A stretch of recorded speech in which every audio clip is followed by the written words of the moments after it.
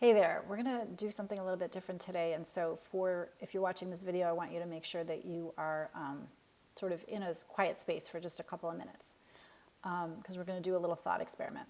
And so I want you to get quiet and I want you to think these things on purpose. I want you to think, it sucks that my child struggles so much.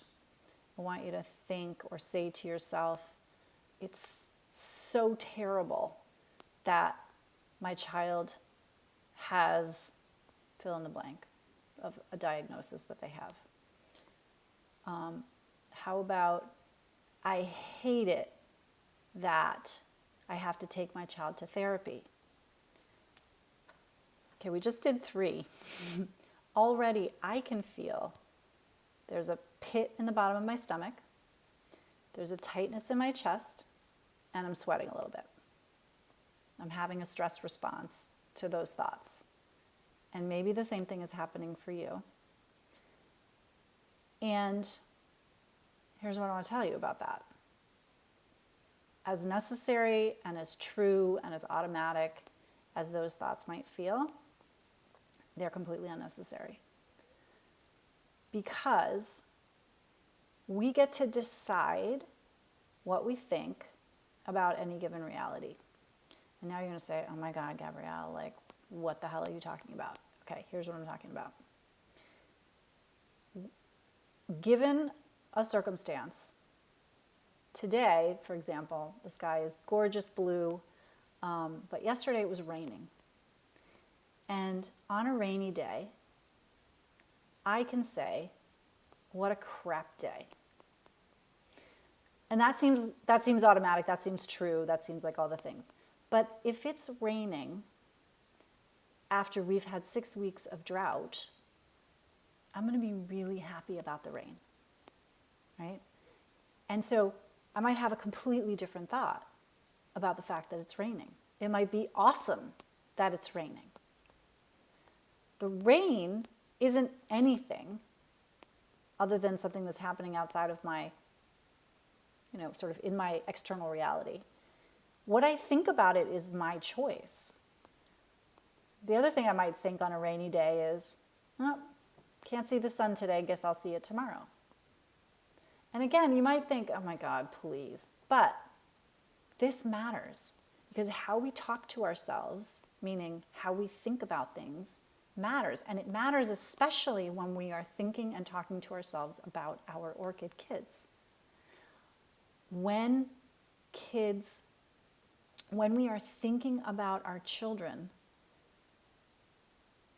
we would do well. In other words, it would make us feel better. And I'll tell you why that's important in a second. But it would make us feel better to have thoughts that make us feel good.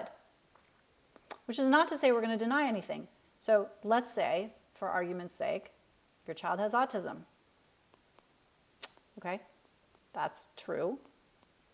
How you think about that is completely up to you.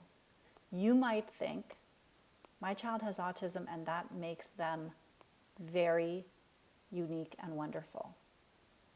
Or you might think, it's really terrible and not fair. One of those thoughts is going to give you perseverance, patience, curiosity, compassion. And the other one is going to shut you down. So which one do you want to choose?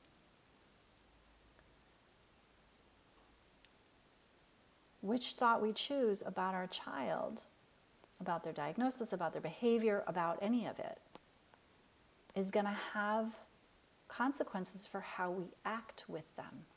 This is why it's important, right? This is why we want to choose better feeling or good feeling thoughts whenever we can. Is this a little bit of work? Yeah, this is a little bit of work. But is it worth doing? Yeah. Because our brains can like sort of tie themselves up in knots. And then not only are we hurting ourselves because we've got this like stress response happening inside of us, right? But then we're also not available to our child who has some needs, who needs us to be a certain way, right? If we choose the better feeling thoughts, we're going to feel better, which means we've got more to give.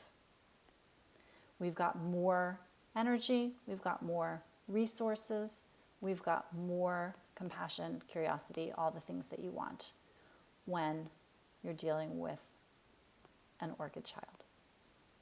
And so if you have made it to the end of this video